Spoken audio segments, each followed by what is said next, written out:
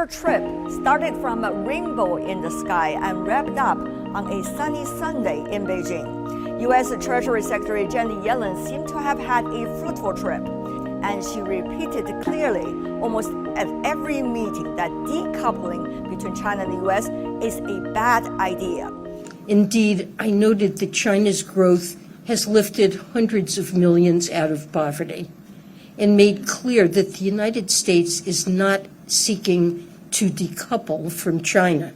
Chinese President Xi Jinping consistently emphasized the need for direct communication and the importance of both sides responsibly managing their relations for the sake of the two countries and the world.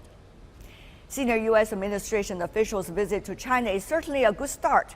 Secretary Yellen's visit to China followed that of Secretary Blinken's in June, and according to media reports, is likely to be followed by that of John Kerry, the U.S. president's climate envoy.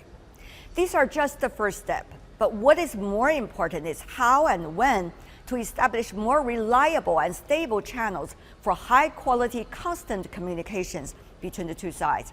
I raised my hands several times, in fact, during Secretary Yellen's media conference on Sunday.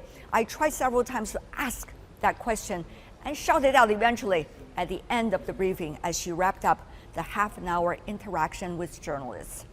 When she heard my question, she slightly turned her head to me, apparently listening carefully, and slightly smiled, but she did not give a specific answer. Well, no one is expecting one single trip to make miracles, but one should understand it takes great guts and strength in the days, weeks, and months ahead to stick to the principles and best practices agreed upon during these trips. I'm Tian Wei, CGTN.